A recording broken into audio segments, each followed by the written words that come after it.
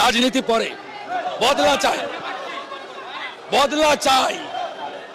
হরগোবিন্দ দাস, চন্দন দাসের মতো একেবারে বেছে বেছে খুন, জীবন্ত পুড়িয়েছে, নিরীহ নিষ্পাপ, কোনো দোষ ছিল না।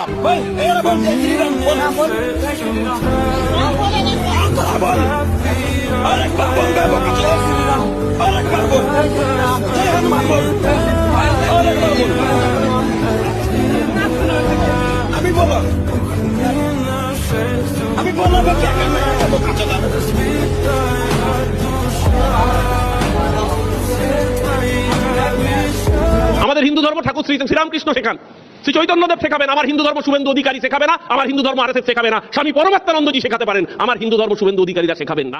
ভারতবর্ষের বিদেশ মন্ত্রকের রোল কি ছিল? যখন প্রতিবেশী রাষ্ট্রে আমাদের সংখ্যালঘুর উপরে এইরকম অত্যাচার হচ্ছে, তখন ভারতবর্ষের বিদেশ মন্ত্রক কি তার দায় এড়াতে পারে? কজন আরএসএস এর স্বাধীনতা সংগ্রামী ছিলেন দেশের স্বাধীনতা সংগ্রামে? তুমি কজন আরএসএস থেকে স্বাধীনতা সংগ্রামে অংশগ্রহণ করেছেন নামটা দেখিয়ে দাও, তারপরে বলবে আরএসএস এর বিরুদ্ধে কেন বলা যাবেন। সংখ্যালঘু অত্যাচারিত বলতে পারছে না, বলতে হচ্ছে বাংলাদেশে হিন্দু অত্যাচারিত। কেন? বাংলাদেশে তো হিন্দুরা সংখ্যালঘু, কেন আমি বলতে পারছি না বাংলাদেশে সংখ্যালঘু অত্যাচারিত? যেই মুহূর্তে আমি বলবো বাংলাদেশে সংখ্যালঘু অত্যাচারিত, সেই মুহূর্তেই তো ভারতবর্ষের সংখ্যালঘু চেহারাটা আমার সামনে চলে আসবে।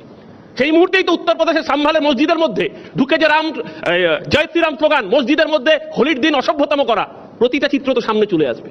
সেই মুহূর্তেই তো তারপরে জানতারি চলে আসবে, আসরাজুল চলে আসবে, মোহাম্মদ আকলাক চলে আসবে। তাই আমরা বলতে পারি না বাংলাদেশের সংখ্যালঘু আক্রান্ত।